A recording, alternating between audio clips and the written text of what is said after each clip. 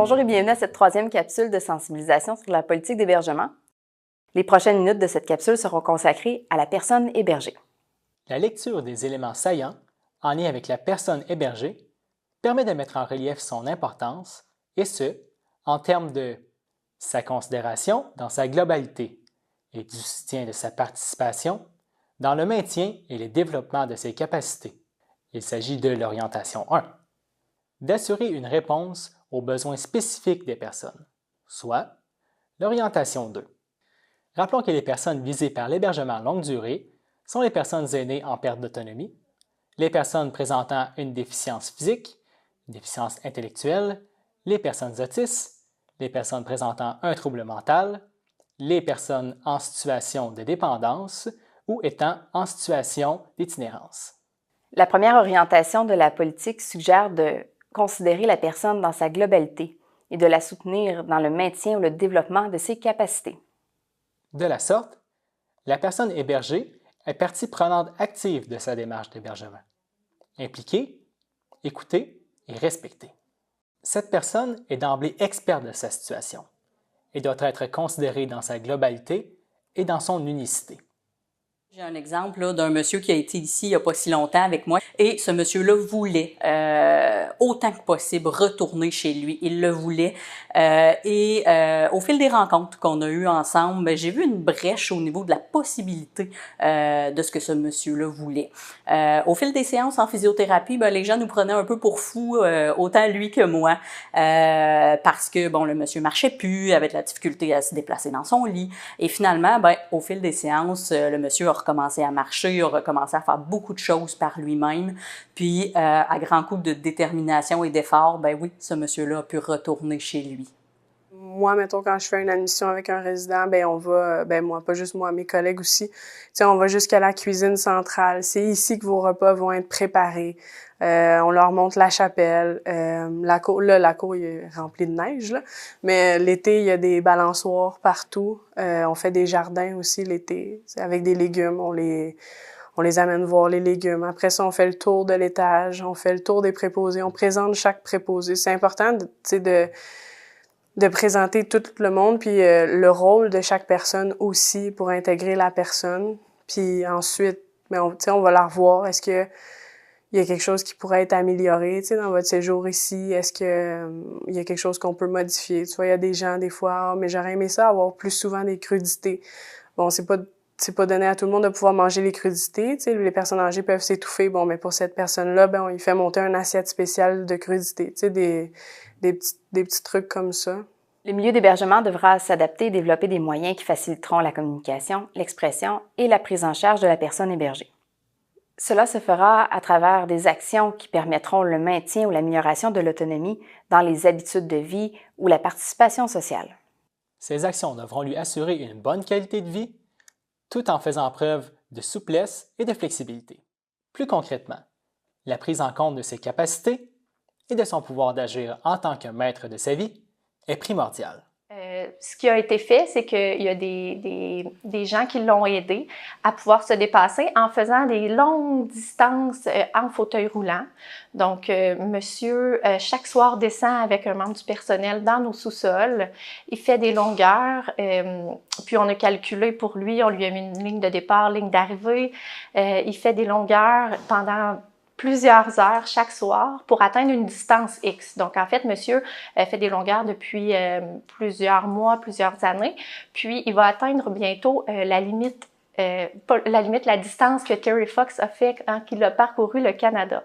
Donc, en fait, ce monsieur-là, quand on parle de détermination, on l'a aidé à atteindre ses objectifs qui étaient de rester actif et de aussi se fixer des buts, puis de les atteindre. Donc, c'est un exemple, puis je pense que c'est la plus belle parce qu'en fait, nous, on lui a donné des outils, soit en mettant de la musique sur son appareil électronique, soit en mettant des lignes d'arrivée, lignes de départ, en mesurant la distance pour lui, en lui permettant d'avoir un préposé qui prend du temps avec lui. Même parfois, les gens vont prendre leur pause avec lui pour discuter, puis pour pouvoir l'aider à atteindre son objectif de distance. Et je pense que si je ne me trompe pas, c'est 8000 kilomètres. Le milieu de vie doit donc s'adapter afin de considérer les décisions de la personne, les choix par rapport à ses attentes, son parcours de vie son projet de vie, ses valeurs, ses intérêts, etc. En ce qui a trait aux personnes autistes ou présentant une déficience physique ou une déficience intellectuelle, il est important d'adopter une approche qui les considère dans leur ensemble.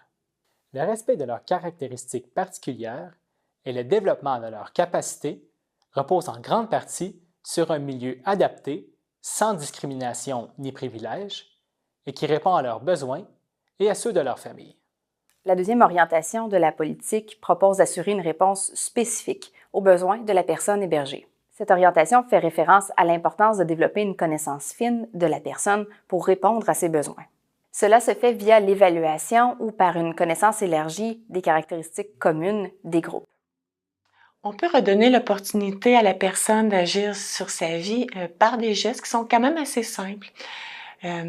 Ça peut être de choisir une chaîne de télévision dans le forfait de câble de la personne, qu'elle fasse son choix elle-même.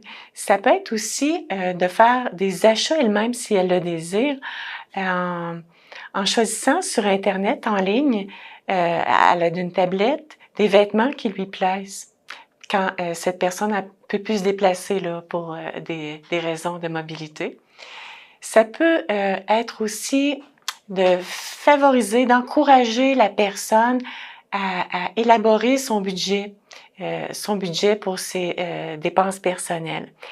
La personne peut faire des choix comme, par exemple, diminuer son budget pour l'achat de cigarettes, fumer moins de cigarettes par jour, pour, au final, se commander plus souvent du restaurant dans le mois.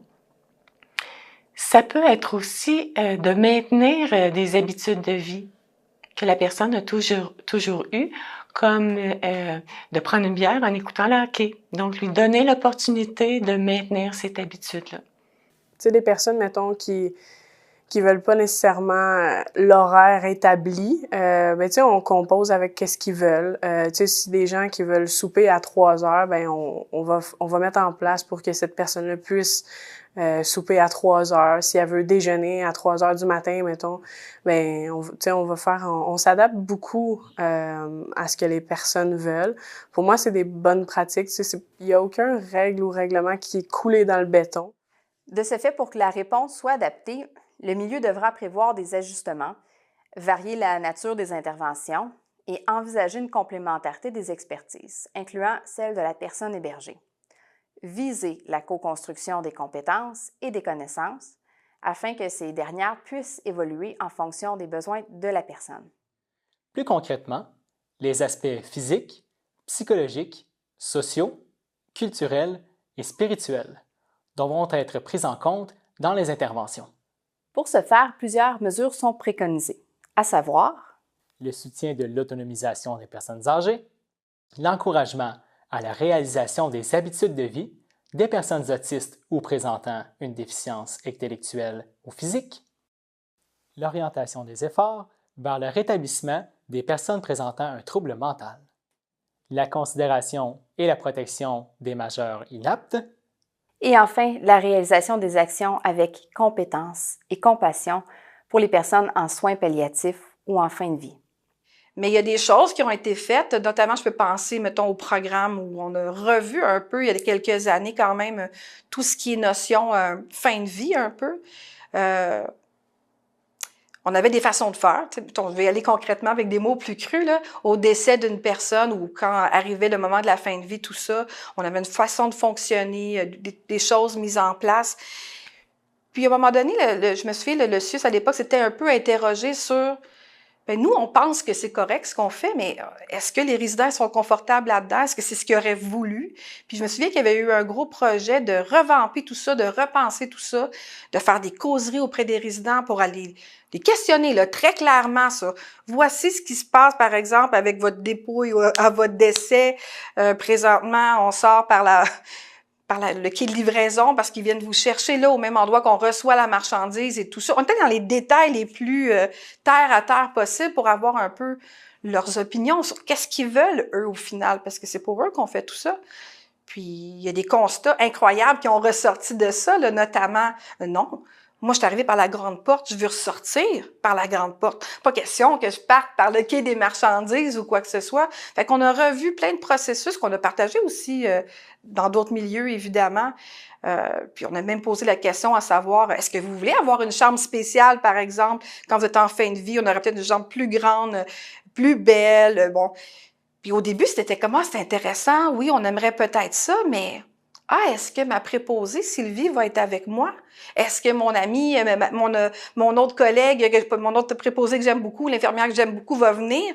Ben non, parce qu'on changerait d'unité, il ne serait pas nécessairement avec vous.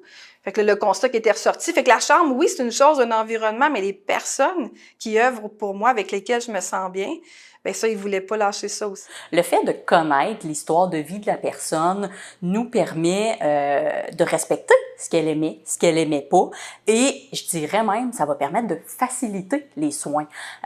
Donc, par exemple, quelqu'un qui aimait énormément les animaux, ben le fait d'utiliser ça pour nous aider, ben est-ce que la personne, on lui fait regarder des images de chiens ou de chats pendant qu'on lui donne un soin, puis que finalement ça l'aide à se calmer? Est-ce qu'on lui donne un toutou qui va l'aider à être apaisé pendant des soins qui peuvent être anxiogènes? Si la personne était très travaillante, quelqu'un qui a toujours été manuel, ben à ce moment-là, pourquoi on lui fournirait pas des tâches manuelles dans la mesure du possible et de la sécurité, évidemment, mais qui lui permettent de s'accomplir dans son quotidien et d'avoir ce sentiment-là d'utilité qui est important pour tout le monde?